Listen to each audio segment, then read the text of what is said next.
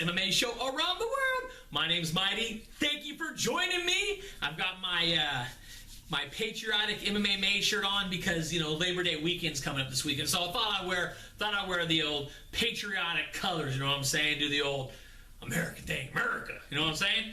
So anyways, let's jump right into this past weekend. We had Bellator 141 in Temecula, California, and what can I say? I kind of called it. I pretty much called it. I called it. I mean, I didn't see Melvin breaking his hand, but Gertz pretty much did what I expected him to. I did not expect him to light Melvin up in the first round, man. He hit him flush. He hit him with some power. You expect that from Melvin. Melvin's very athletic, tons of power, so you'd expect that from him, but Gertz landed one clean, and that kind of changed the dynamic of the fight. But I think it was pretty much a one-sided fight. Gallard was getting ragdolled quite a bit. Other than the last minute or so of the third round when Melvin was trying to get a second wind and come around and make something happen, and Gertz was acting a knucklehead. He was doing some goofy stuff, putting his back to him and whatnot. So other than that, I think Brandon did a great fight. He fought his fight. He did try to get a submission a few times. That's what I called for. I called for via submission. He didn't get it. He did try, but he couldn't pull it off. He still gets the victory. Split decision, which is ridiculous. I don't know if that was Melvin's cousin, that was one of the judges or what, but I don't see how that was a split decision. But in any case, you know, it happens with the refs. They got their CNI dogs with them or whatnot. I don't know what's going on. But we do see that from time to time. Boston's good for that. Texas is good for that. And we definitely have seen some other places that are good for that. So in any case, Gallard, his homecoming to Bellator gets ruined basically by Gertz. Gertz gets the win. Time to move on. I do want to put out my prayers to Melvin, make sure the surgery goes well. I think he's having surgery. I think he had it yesterday, possibly. He did have to get surgery for his hand, so, you know, no one wants to see that. No one wants to see a fighter get hurt like that, especially if it's something severe. I mean, hopefully it's straightforward and he gets healed up and he gets back in the ring, gets back in the cage, does his thing, you know. Coming up in the next few weeks, just to kind of touch, Ultimate Fighter will be starting next week. That's going to be exciting. You have Uriah Faber, basically the leader of the Team Alpha Male over here, and you got Conor McGregor. So you got these two guys, I mean, arguably two of the bigger names in the UFC right now. You love them, you hate them. I think Uriah's probably loved a little bit more. I think Conor has a ton of followers, don't get me wrong, but I think he has a ton of haters as well. I think it's an equal balance. I think more people, there's less haters for Uriah. I don't know, maybe I'm completely crazy on this, but that's just how I kind of see it. But in any case, the UFC made it no secret. They're having these two, you know, basically coach the teams so they can get the ratings, the views. I mean, that's what it's about. It's a TV show, right? You want the viewership. You want the ratings. They will not fight at the end of the season. They might fight down the road. Who knows? Maybe. I can't say that I would hate to see that fight. I think there's a little bit of history with them from when McGregor fought Chad. You know, I guess Uriah and Conor ran into each other in the bathroom and they said something. I don't really know the whole deal. But in any case, there's some type of history with them. So I'm sure it'll make for fun TV in any case. So I'm excited to see that. Invicta FC is coming up September 12th. That'll be live on UFC Fight Pass. If you don't have Fight Pass, check it out. You know, at least sign up for the 30-day for free. I think they always offer that. If you're a new member, they'll give you a trial, 30-day trial basis. Check it out. They have a ton of stuff on there. I don't get paid by them. I'm just telling you, as a fan, as a fight fan, I think it's nice to have. It's fights on demand. You want to watch old pay-per-views or old promotions, whether it's Pride, WEC, Strikeforce. I mean, they have all that stuff in there. Now you got Titan FC on Fight Pass. You've got Invicta on Fight Pass, and of course you always have early prelims for UFC fights on Fight Pass as well. So it gives you a lot to choose from on there. So check it out, you know, if you have it. If you have it, Kudos, man. It's awesome. I hope you enjoy it. I do. I love my UFC Fight Pass. So in any case, on the 18th and 19th, we have World Series of Fighting on Friday, and then we have Bellator for Dynamite in San Jose on Saturday on that weekend. So we get the twofer on that weekend. We'll be talking more about that when we get closer to it. For now, I want to talk about UFC 191 for this weekend. I'm excited for it. It's a good card. I personally like it a lot. It is in Las Vegas, Nevada, also known as Sin City, or where people go to lose money and do things that they shouldn't and then try to lie about later. That's also known as Vegas. So in any case, we have top to bottom. It's a pretty stacked card. I don't know if I would say stacked, but it's a solid card. I'm going to talk about just the three main fights. Although there is a ton of fights on this card, I can't get to all of them because I try to keep this as minimal as possible because most of my viewers have ADD, so I know they want to watch about 30 seconds, so they're going to click off anyway. So in that case, we will keep it to 3 of the fights, starting with Anthony Rumble Johnson fighting against Jimmy Manuel. That is a very interesting matchup. You know, I really like this matchup. I think it's going to make for an exciting fight. I think it's going to stay on the feet. It's going to be a striking match. I hope so anyway. You know, I hate when I say that and then it's just like this boring lay and pray fight. I can't see that happening, but it's always possible. But what I will say about Jimmy is he was on a tear. He was on a 14-0 win streak until he ran into Gustafsson like a brick wall, and then he got his first loss, and then he fought Jan Blachowicz after that and got a decision. But prior to the Gustafsson fight, 14-0, all 14 fights were finishes. Finishes. 14 fights, finishes.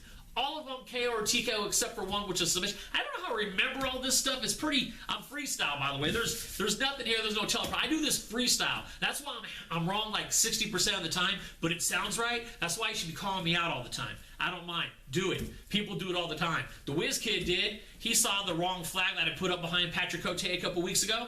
I put up the British flag instead of the Canadian flag. So it happens. Because half the time I'm sleeping when I'm editing. So in any case, Manuel, yeah, crazy, 14-0.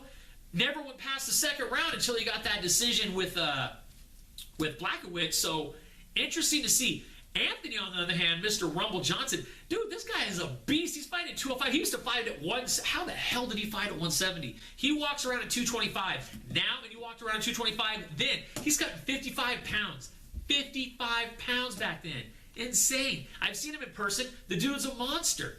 He would cut weight, so at the weigh-ins, he's at 170. By the time he steps in the cage the next day, he's probably at 195, maybe 200 pounds. That was the one advantage to fighting in the welterweight division. Having that wrestling background gave him the ability to do, I won't say easy weight cuts, but tactful, I don't know, knowledgeable weight cuts. He knew how to do it, basically. He knew how to do it. He knew how to do it well. But it just takes a toll on you.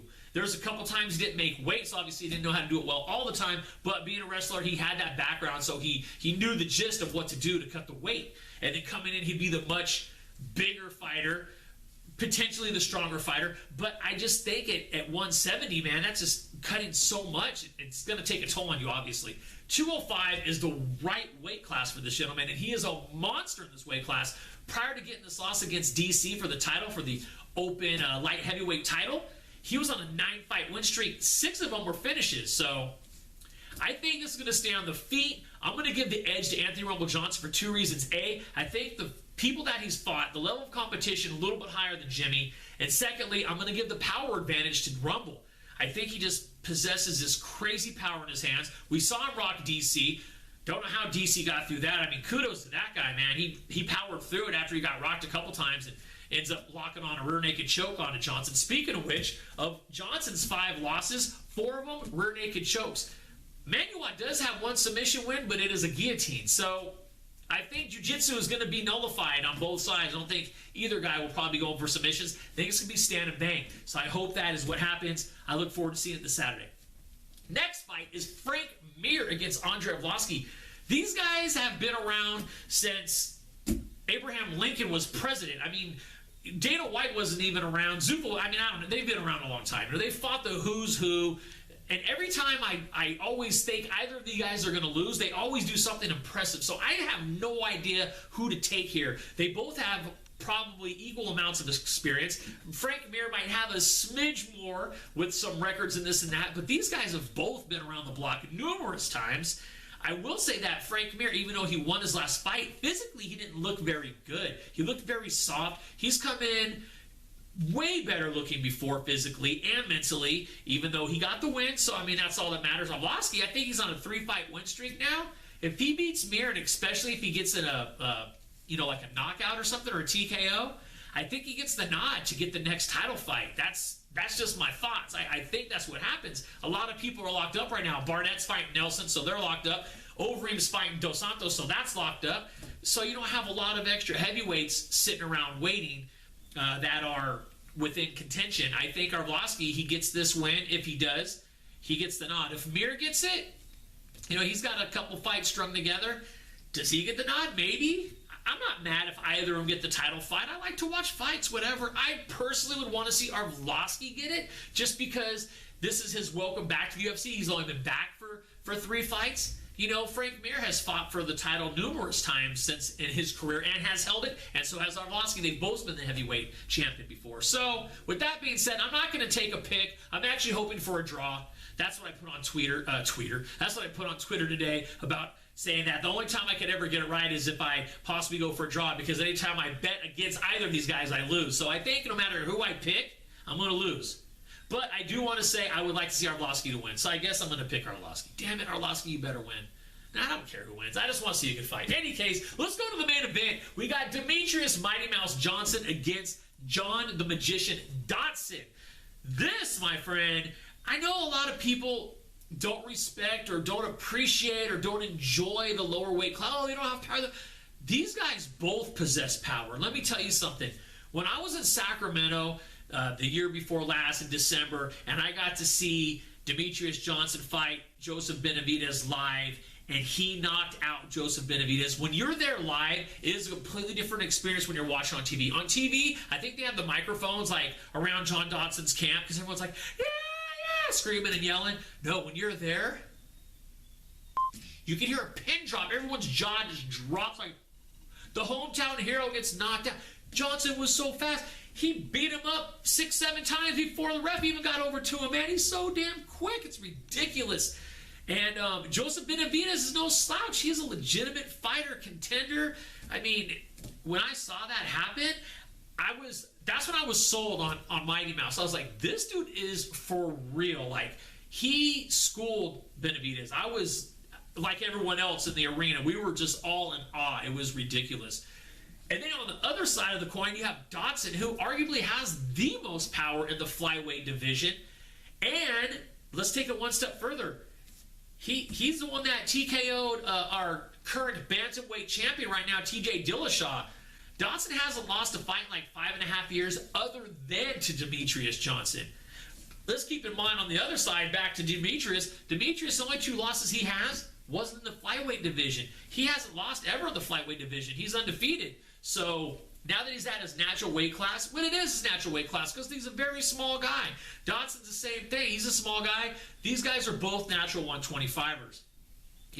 Yes, they could fight at 135, but I think that's really them just, going out and eating fast food and donuts for a couple days to put the weight on. 125, I think, is the right weight for both these guys. They probably cut little to no weight. They probably walk around it very close to that. So, in any case, I have to go with Demetrious Johnson on this. I think he truly is one of the best pound-for-pound fighters of all of MMA right now. Yeah, I said it. I know Joe Rogan has said it as well. I don't want to steal from Joe Rogan, but I will agree with Joe Rogan. I believe he's that good. I think if he was in a higher weight class, welterweight, middleweight, light heavyweight, I think he would get a lot more appreciation, a lot more respect, a lot more acknowledgement.